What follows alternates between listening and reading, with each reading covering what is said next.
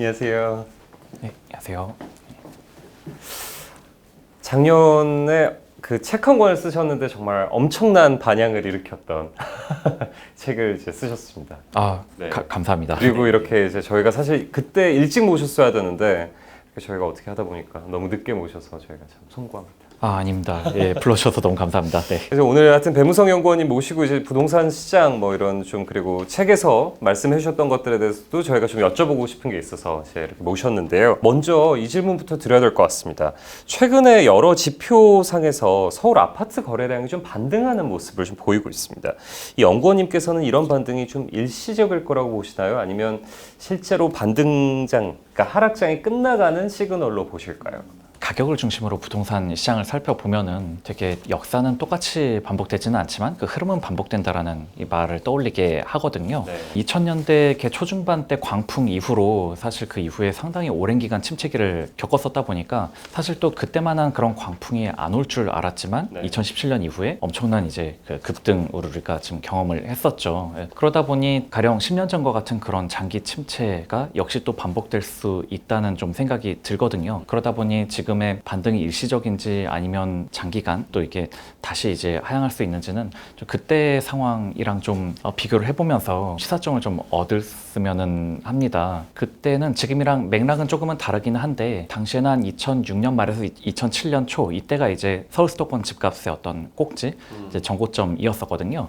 계속해서 금리를 올리니까 거래가 위축되고 거기서부터 이제 살짝 가격이 하락하는 듯한 모습을 보이던 와중에 이제 글로벌 금융위기가 이제 2008년에 이제 터지게 됐고 그렇게 금융위기 터지니까 당연히 우리나라에 또 악영향을 미쳤죠. 이제 환율이 급등하고 여기저기서 이제 돈 구하기가 어려워지다 보니 집값이 그때 당시 이제 급락을 했었는데 참고로 이제 당시에 가장 고가 아파트였었던 저곡 렉슬의 이제 34평 기준으로 가격 추이를 말씀드리면 2006년 말에 이제 고점인 이제 15억 정도를 15, 16억 이 정도 실거래가 됐었다가 그때 금융위기가 터지니까 한 10억 정도까지 그러니까 가격이 거의 한 30% 넘게 일시적으로 이제 크게 하락을 했었습니다. 근데 당시에 이제 그런 금융위기 이후에 글로벌 이제 선진국들과 우리나라 모두 다 유동성을 확대하는 쪽으로 빠르게 대응을 하다 보니까 그때 기준금리가 미국은 거의 제로금리로 미국과 유럽은 제로금리로 내렸고 우리나라도 5.25%까지 올렸던 기준금리를 2%로 급격하게 내렸었거든요. 그렇게 빠르게 대처를 하니까 안 그래도 가격이 많이 떨어져서 가격 매력이 생긴 와중에 이렇게 금리까지 낮추게 되니까 다시 이제 사자가 막 붙으면서 이제 급반등을 했어요. 그래서 결과적으로는 전고점 대비 30% 하락했다가 거기서 바로 또 30% 급반등하는 모습을 보였었는데 희한하게 또 이제 그 후로 한 3년 좀 넘도록 계속해서 천천히 또 집값이 빠져서 오히려 그 전저점보다도 대부분 더 낮은 집값을 2013년에 대부분들 이렇게 기록을 하게 됩니다. 그래서 길게 보면은 2006년, 7년의 그 전고점 대비 적게는 30%에서 많게는 한 50% 이상씩도 이렇게 6년 7년 정도에 거쳐서 그렇게 이제 가격이 하락을 하게 됐었죠. 모두 당시 상황의 공통점은 금융위기 당시에 급락을 했었다가 그 다음에 곧바로 2009년에 급반등을 했었고 그 이후 그 반등한 가격을 지키지 못하고 다시 가격이 이제 무너져 내렸다는 그런 공통점을 좀 보이고 있습니다. 전체적인 흐름에서는 계속해서 하락장이었고 일시적인 반등이었다는 말씀이신 거죠. 그렇죠. 이제 그때 당시도 물론 이제 2008년도에 이제 급락한 가격을 두고 제가 이제 당시에 이제 건설업 애널리스트 하다 보니까 건설사분들 미팅해 보면은 이제 서울 수도권 집값은 이게 완전 바닥이다, 완전 찐바닥이다, 여기서 더 내려갈 수는 없다 이런 말씀들 많이 주셨었거든요. 그래서 실제로 이제 바닥 가격에서부터 20-30%씩들은 올랐으니까 이제 빠르게 반등을 했었던 것인데 결과적으로는 그 뒤 굉장히 힘없이 좀 약세장이 좀 오래 지속이 됐다는 거죠. 알겠습니다. 그러면 어쨌든 간에 그때 당시 부동산 값이 떨어졌던 것도 그렇고 일시적으로 반등했던 것도 그렇고 전부 다 금리가 영향을 미쳤던 것 같은데 이거는 왜 그렇게 진단하신 걸까요?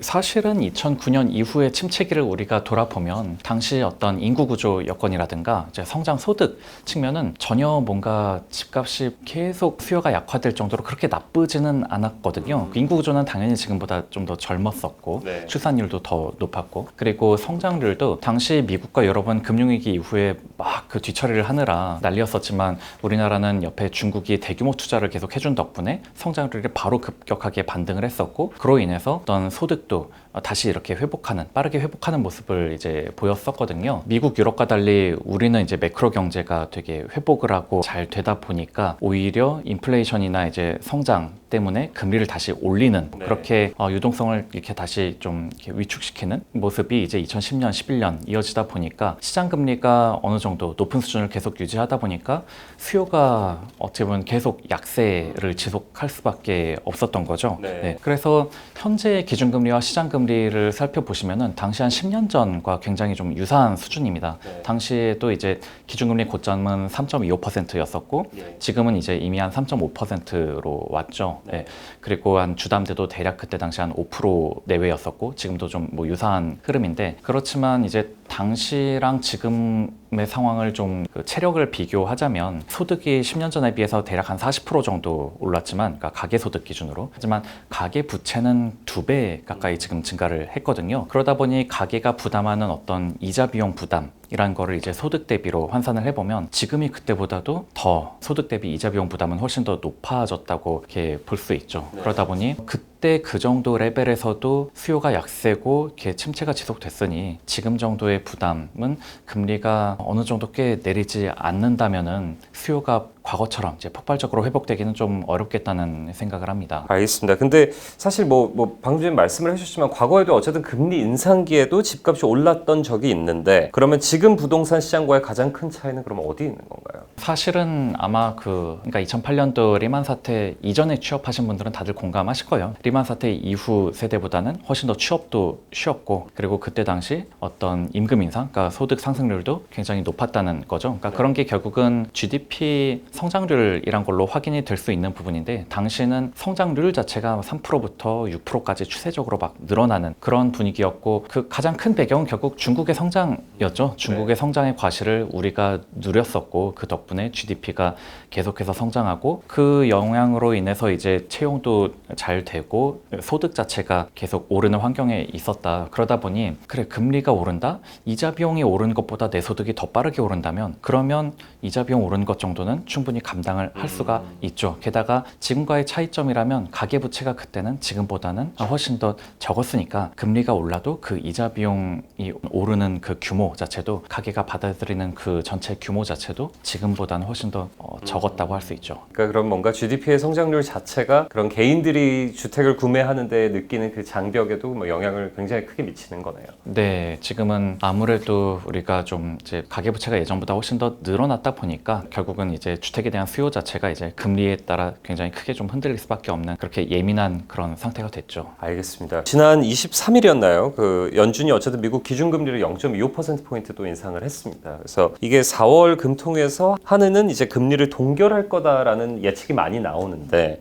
이 경우에 부동산 시장에는 좀 영향이 어떻게 갈까요? 글쎄 저는 일단은 뭐 금리를 동결할 거라는 게 좀 시장의 컨센서스이다 보니까 시장의 예상대로 금리를 유지한다면 그 자체가 자산시장에 그렇게 큰 영향을 주지는 못할 것 같아요. 항상 예상을 벗어나는 결과가 있어야 충격이 오고 할 텐데 뭐 일단은 그런 측면이 하나 있고 그리고 저는 좀 추가로 언급을 드리고 싶은 부분이 주식이나 채권과는 달리 아파트나 이런 부동산은 금리에 대해서 좀 더 상당히 좀 후행적으로 움직인다는 거죠. 그러니까 예를 들어서 주식이나 채권 시장은 야, 금리를 인상할 것 같다라고 하면은 미리 막 이제 선수들이 매도를 함으로써 이게 가격에 선반영을 해나가지만 하지만 주로 개인들이 이제 주가 되는 그런 아파트 이런 주택 시장에선 금리가 오를 것 같다고 해서 미리 막 선제적으로 팔고 이런 식으로 자산이 금리가 오를 것 같다는 이유로 가격이 선반영 되지는 않거든요. 오히려 금리가 너무 올라서 정말 버티다가 너무 힘들 때 그때 이제 매물이 나오다 보니까 상당히 어찌 보면은 금리에 후행하는 그런 매매 패턴을 보이기 때문에 지금은 금리가 빠르게 인상하고 난 그 어떤 후행적인 여파를 지금 받고 있는 상태고 금리가 한두 번 내린다고 해서 그게 갑자기 급격하게 어떤 수요를 끌어올린다라고 보기는 조금은 어렵다고 생각을 합니다. 네. 저는 그게 바로 이제 10년 전 상황에서도 이제 한 2012년쯤 돼서는 오히려 3.25%까지 올렸던 기준금리를 천천히 한 두 번 내려서 한 2.75%까지 내렸었는데, 그렇게 두 번 정도 내릴 때까지도 주택 수요가 살아나지를 못했었거든요. 네. 어찌 보면은 이게 그 정도 기준금리 선은 여전히 가기에는 뭔가 부담이 되는 금리 수준이었었다는 거죠. 그러다 네. 보니 지금도 물론 금리가 오르기보다는 내린다면 그건 분명히 호재이기는 하지만, 과연 이렇게 천천히 한두 번 내린다면 그거를 이제 어떤 집값 반등의 신호탄으로 섣부르게 해석하기는 조금 과거의 사례에 비춰보면은 조금 성급하지 않을까, 좀 그렇게 생각하는 거죠. 알겠습니다. 어쨌든 계속 이제 금융위기 때와 이제 비교를 해주시는데, 지금 뭐 부동산 그 매수 심리가 갑자기 확 얼어붙은 거는 금리 인상 속도가 굉장히 가팔랐기 때문인 것도 있는 거죠. 맞습니다. 왜냐면 제 생각에는, 그러니까 즉 집값과 전세가가 금융 위기가 발생한 것도 아닌데 너무 빠르게 떨어졌잖아요. 네. 이거는 결국은 금리를 너무 빠르게 인상한 그 후폭풍인 거고, 사실 금리 이외의 변수, 우리나라가 갑자기 소득이 무슨 IMF가 와서 소득이 급격히 저하되거나 인구가 막 뭔가 사라졌다거나, 혹은 공급이 뭐 갑자기 두세 배 늘어났거나 뭐 이런 충격이 왔던 게 아니란 말이죠. 이렇게 급격한 하락은 결국은 금리를 너무 빠르게 올린 결과라고 해석해야 될 것 같습니다. 그러면 향후 부동산 시장에도 금리가 가장 큰 변수가 될까요? 네, 말씀드린 대로 지금 10년 전 비슷한 금리일 때 대비해서 소득은 40% 늘었는데 부채는 2배 올라 있는 상황이라고 말씀드렸잖아요. 네. 그러니까 당연히 지금 가계, 특히 부채를 지고 집을 산 그 가계들의 이자 비용 부담은 아마도 우리나라 국민들이 겪어보지 못한 수준에 와 있다고 할 수 있으니까, 여기서 이제 금리를 얼마나 빨리 내리느냐, 즉 금리가 내리는 속도가 중요하겠죠. 빠르게 내릴수록 이제 그 숨통도 빠르게 네. 트여서, 빠르게 트인다는 건 결국은 이제 급하게 매도를 할 필요가 없도록 한다는 것이고, 하지만 만약에 천천히 네. 이렇게 내리더라도 뭔가 천천히 간다면은 이게 숨통이 트이는 게 아니라 고통이 살짝 경감되는 뭐 그런 수준으로 가는 거니까, 그것만으로 매도를 이렇게 매도세를 이렇게 막기는 좀 어려울 테니까 결국은 좀 금리가 내려가는 속도, 그게 좀 이제 관건이 될 것 같습니다. 알겠습니다.